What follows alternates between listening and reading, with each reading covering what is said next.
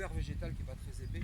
Donc nous en fait le job ça a été de ramener de la matière organique, puisque le grand principe aussi de la permaculture, qui est plus une philosophie qu'un type de culture d'ailleurs, en l'occurrence ici on a vraiment joué le jeu, c'est-à-dire que mélange de terre, de couvert végétal, de feuilles. C'est du sable blanc plutôt ou noir?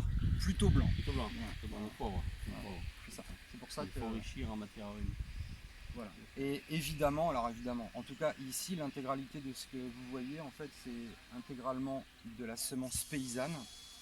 Donc on travaille avec Coco Pelli sur cette histoire-là. Et évidemment, zéro phytosanitaire. Donc c'est pour ça qu'il faut y aller avec beaucoup d'humilité.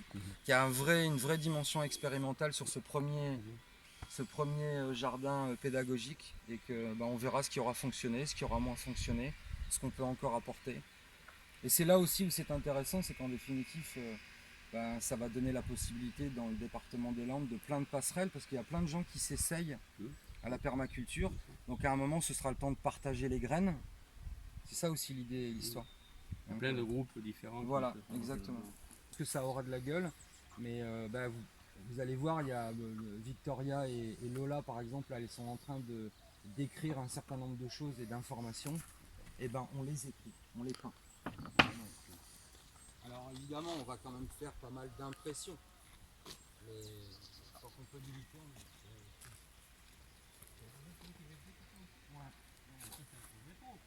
ah oui, ça en fait c'est un point qui était dangereux. Et là, mon idée, c'est de découper. Voilà, en fait, on est sur un Ursus arctos, donc on est sur un grizzly, mais un grizzly un peu particulier. C'est un grizzly de l'île de Kodiak, donc qui existe, qui est endémique à une île qu'on appelle l'île de Kodiak, au nord du Pacifique Nord, sur les rives de l'Alaska. Et en fait, c'est une île qui compte les plus gros spécimens d'ours bruns du monde, et nous on en a répliqué un à l'échelle 1, et en fait voilà, il sera là positionné dehors sur le centre de biodiversité, au milieu d'un module pédagogique qui sera dédié à toutes les espèces d'ours qui restent encore sur la planète, où on peut les trouver, quelles sont leurs populations, ce que ça mange, enfin bref, un tas d'informations plutôt intéressantes.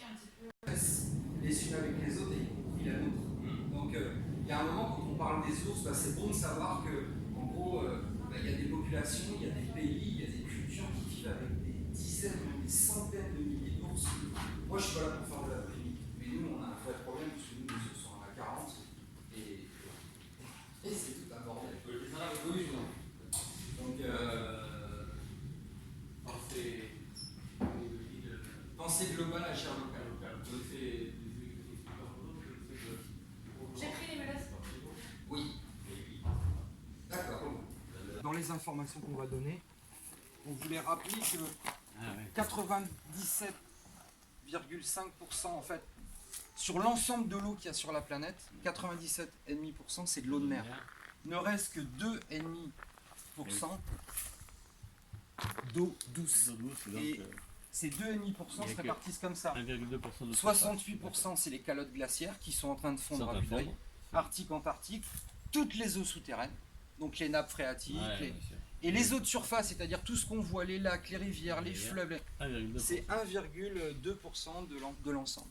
Si ça va évoluer, si la calotte polaire fond, ça va. Évidemment, ça va évoluer là-bas. C'est-à-dire que plus on va avancer, on a une explosion démographique qui fait que, en gros, si on repart à la période des Égyptiens, on était 250 millions d'habitants.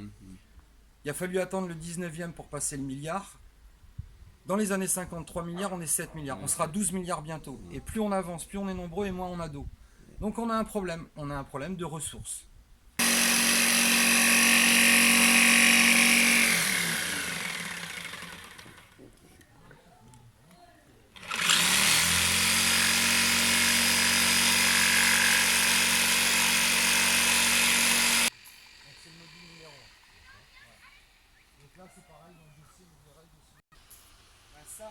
Ça c'est de la récup.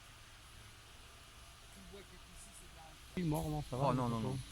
Châtaignier c'est comme l'acacia quand ça durcit. Ouais, mais quand ça sèche, ah oui, d'accord. Ah ouais, non, non. Puis on l'a travaillé. Hein. Oui. Alors c'est pareil, on a protégé les bois et tout est protégé à l'huile de lin. Ah oui, oui. Voilà. Donc là ici en fait on va bosser sur les 3 niveaux de biodiversité, donc biodiversité des écosystèmes, les lacs, les déserts, les zones humides, les forêts tropicales Et évidemment, notre milieu à nous ici, qui est la zone humide, la biodiversité des espèces, parce qu'il y a 1 200 000 espèces connues jusqu'à aujourd'hui, et puis la biodiversité génétique, c'est-à-dire toutes ces différences qu'il peut y avoir au sein d'une même espèce. Il y aura des panneaux après par-dessus. Là, il va y avoir... en fait, si vous voulez, c'est ce que je vous ai dit. L'intégralité de ce que vous allez voir aujourd'hui, rien n'est habillé. Il n'y a pas de texte, il n'y a pas de photo, il n'y a pas de graphique. On est encore dans le montage des structures.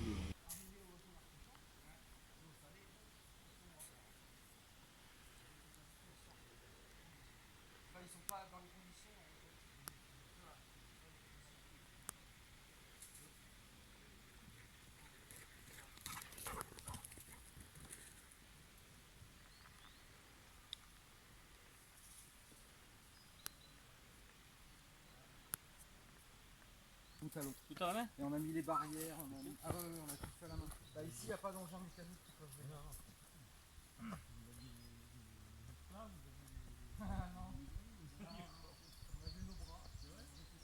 Pédagogique, en gros, l'idée c'était ce que je vous ai dit, c'est-à-dire comment c'est difficile de parler de biodiversité sans parler de l'importance des sols. Oui, la géologie. Et en fait, là, on a une coupe, on a une étude de sol qui est là, qui est directe, que l'on peut exploiter.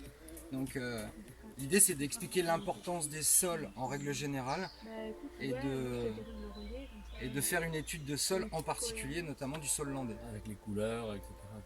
Donc là, il n'y avait rien.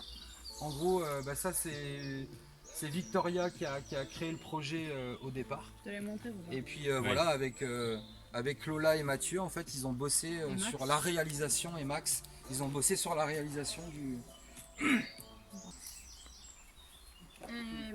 Donc là, on finalise le module en écrivant les différentes strates qu'on a pu observer en faisant cette magnifique coupe dans la forêt. Donc là, c'est plutôt le travail de finition, très minutieux. Très minutieux. C'est les couches qui sont là. Du coup, décris les couches. Oui. Des landes. En plus.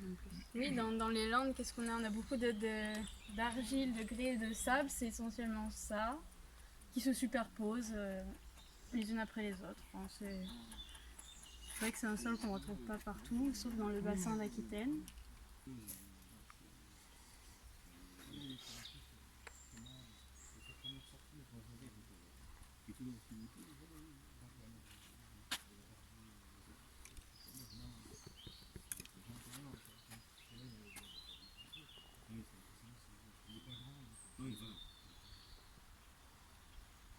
Qu'on veut donner sur ce centre, le recyclage, et puis en même temps on essaye d'avoir la pour accueillir les gens. Et encore une fois, toute la matière qui est ici, du bois mort. Il faut juste faire l'effort d'aller se promener, d'aller en forêt, de regarder, de voir ce qu'on peut agencer et travailler. Et vous y passez votre vie en forêt du coup? Ah ben moi je passe ma vie sur le parc depuis 7 mois pour être... L'idée c'était vraiment d'accueillir proprement et dignement les premiers visiteurs à l'ouverture avec une douzaine de modules pédagogiques, plus ce qu'il va y avoir à l'entrée, et de donner une belle énergie à cet endroit qui est juste un endroit vraiment extraordinaire. Parce qu'encore une fois, le plus beau module que l'on peut proposer au grand public, c'est le parc en lui-même. On vient de suivre en fait, qui va nous emmener jusqu'à l'étang du bas. En fait là, tout ce que nous venons de faire, c'est vraiment le parcours comme on l'entend pour les enfants et pour le public. Alors arrivé ici, en fait, on a tout un chemin qui va nous emmener sur le plateau forestier, qui est là-bas de l'autre côté. Et là-bas, on a un module, donc un 6e module qui nous attend sur les insectes pollinisateurs, et particulièrement les abeilles, avec des ruches que nous aurons juste en arrière du module. On traversera tout le plateau forestier. On fera le tour de l'étang qui nous emmènera, la balade nous emmènera jusqu'au bout de la presqu'île des Aulnes, et on reviendra par le ruisseau qui est là. Et là en fait on aura 3 modules pédagogiques qui sont entièrement consacrés à l'eau. Donc l'eau comme le cycle de l'eau, toutes les zones humides, évidemment les mers et les océans. Et donc on reviendra par ici. Et là on a encore 3 modules qui nous attendent, on va y aller. En fait ils sont partis à 17h. 17h en se disant bon, allez on y retourne demain parce que pour le coup au rythme où ils étaient ils travaillaient super bien mais il y en avait pour au bas mot hein, pour 10-12 jours. Et moi j'avais en fait mon pote qui arrivait du mimétisme, elle est là, ici et là. Et les gens ils rentrent par là, ils ressortent par là. C'est ça, ouais. Quel boulot. Ouais, c'est un gros boulot. Bah là, vous avez un peu la Dream Team de ce module. Donc Clara, Jérémy, Guillaume, Léo et Baptiste, en fait, qui eux, depuis le départ, ils se consacrent pratiquement exclusivement à ce module-là. Sauf la zone sur laquelle on va passer. Ça veut dire que là, en gros, le squelette du module, il est réalisé. Et ça sera couvert par Ouais. des branches, ça c'est quoi? Alors, les branches, c'est pareil, il va falloir qu'on choisisse ensemble. Moi, je vais leur proposer, encore une fois, un matériau qui existe sur le parc, c'est de l'aulne. Pas juste tout ça, c'est-à-dire que tout ça, ça va être travaillé. L'idée, c'est vraiment de rendre le truc hyper, si ce n'est artistique, en tout cas super esthétique. Voilà. Il faut que ce soit, le paramètre numéro 1, c'était la sécurité. Voilà, là-dessus. Et puis après, la dimension pédagogique, c'est-à-dire l'efficacité de ce module en lui-même. Et puis à l'intérieur de tout ça, il faut que ce soit beau.